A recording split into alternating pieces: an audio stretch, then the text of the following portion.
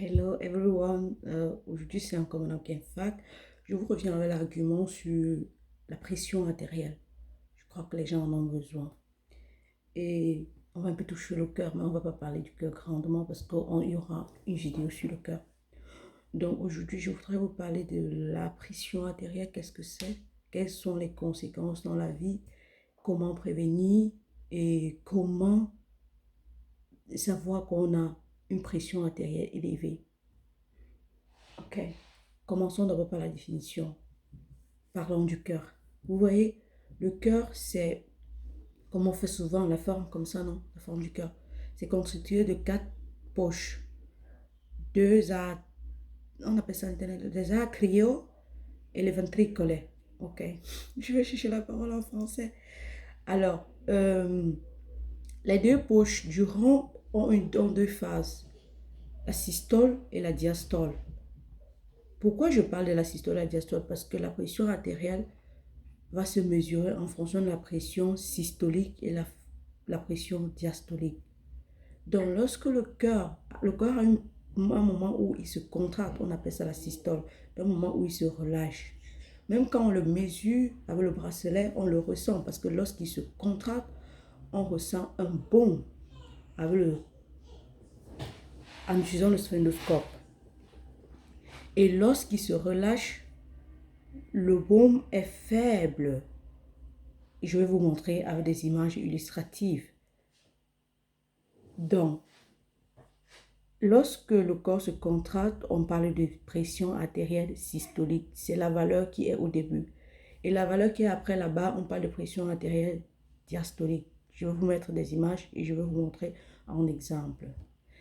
Ce qui se passe donc, c'est que si vous n'avez pas une bonne hygiène de vie, vous allez altérer la pression artérielle.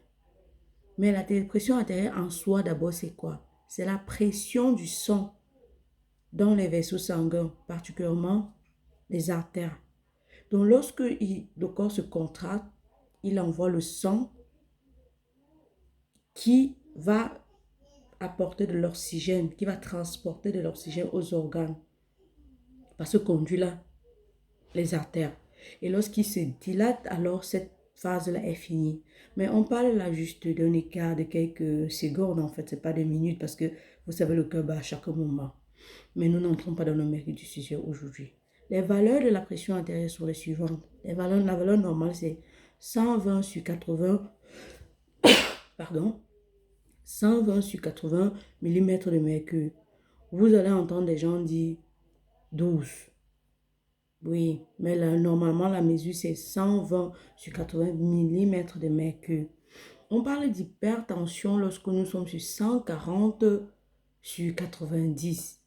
Là, on peut parler d'hypertension. Donc, si vous avez 130 sur, je sais pas, 90, on peut encore accepter. Mais après, lorsque ça devient répétitif et on arrive à 140, on va parler d'hypertension.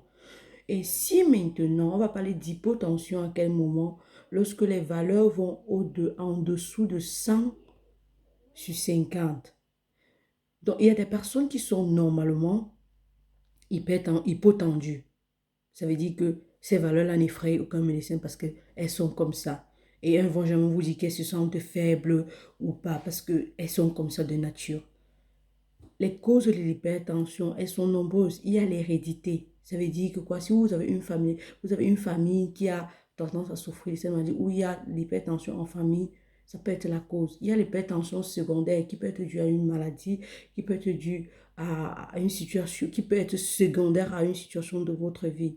Mais les causes maintenant que vous pouvez être à l'origine, lorsque vous consommez trop de sel, d'aliments salés, lorsque vous mangez pauvre en potassium, on trouve le potassium dans quoi?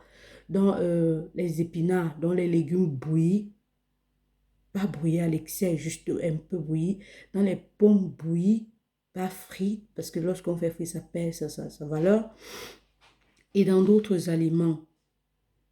Vous pouvez essayer de consommer le potassium le plus possible.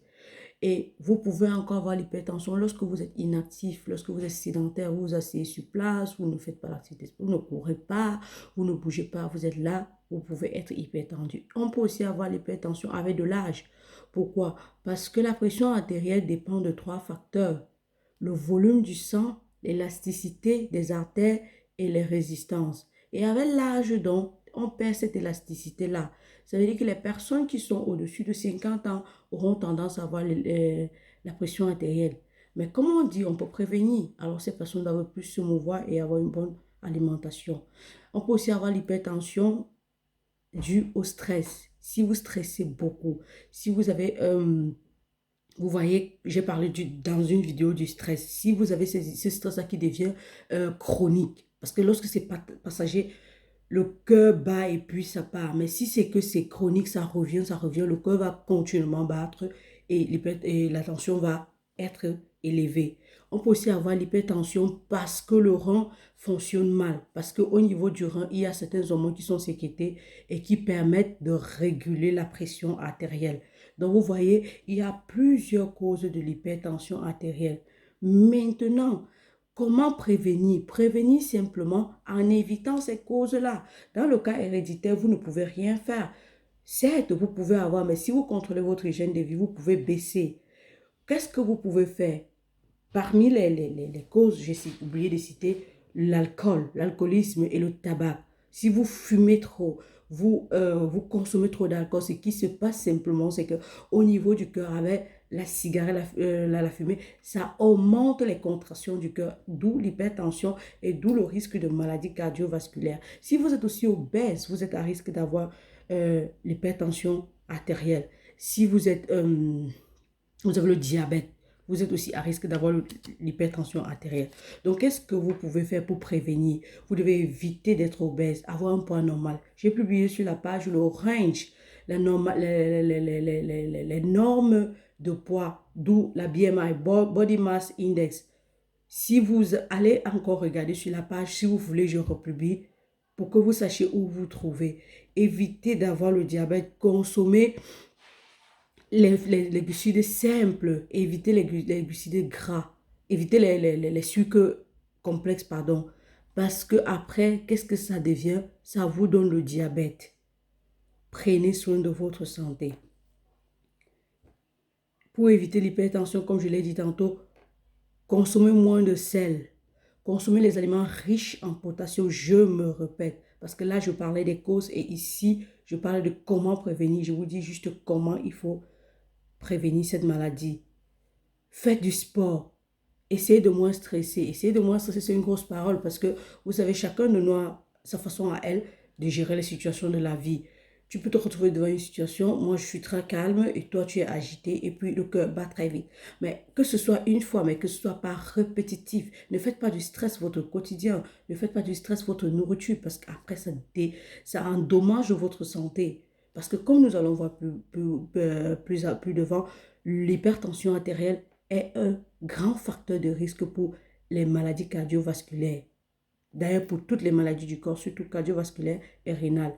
Donc, on sait déjà comment prévenir l'hypertension. Maintenant, si on souffre d'hypertension, surtout, il faut savoir, on ne peut même pas, c'est très difficile de savoir qu'on souffre d'hypertension parce que généralement, c'est silencieux. Mais dans les cas chroniques, parce que tellement tu as déjà souffert de l'hypertension, tu ne t'es pas rendu compte, tu vas te sentir fatigué, tu vas avoir les hémorragies nasales, tu vas tu vas avoir une tendance à avoir mal à la tête, n'est-ce pas?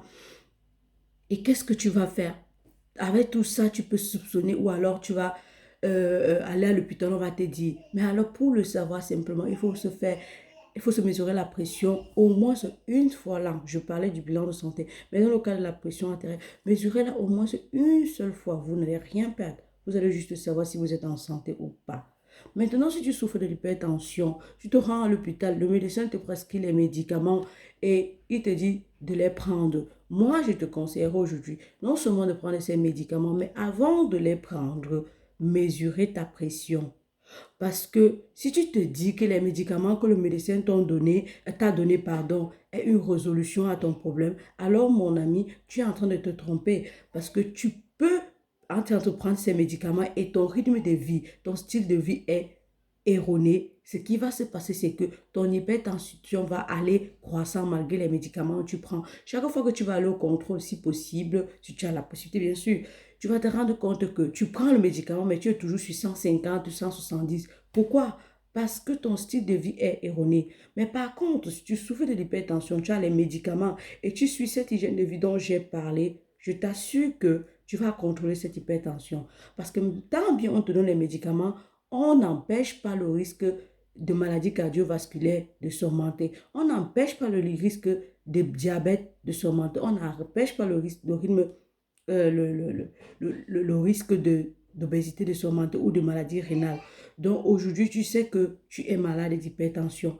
Tu dois avoir une hygiène de vie vraiment parfaite et bonne. Parfaite, c'est une grosse parole, mais au moins exemplaire. Parce que tu ne peux pas quand même cuisiner avec trop de sel chaque fois. Ou alors tu vois tout ce qui est salé, les crackers, tu manges, je ne sais pas trop, ou les olives, tu sais que c'est bien salé, tu les consommes en abondance et tu t'attends à être en santé. Non, aujourd'hui, je t'invite à prendre soin de ta santé, à penser à ta pression artérielle. Évite d'être hyper tendu. C'est pour ton bien, c'est pour le bien de ta famille et c'est pour le bien de tout le monde autour de toi. Donc aujourd'hui, il y a des questions, posez-les. Sûrement, j'ai laissé quelque chose. Sûrement, il y aura quelque chose à ajouter. Posez des questions, je suis disponible. Merci de poser des questions. Merci, merci, merci, merci, merci pour votre soutien. Merci, merci, merci. Je suis ravie et je vous dis infiniment merci. À la prochaine. C'était Madame Kefa. À nous revoir. Hypertension artérielle, stop. Hypertension artérielle, stop. Hypertension artérielle, stop. Ma santé avant tout.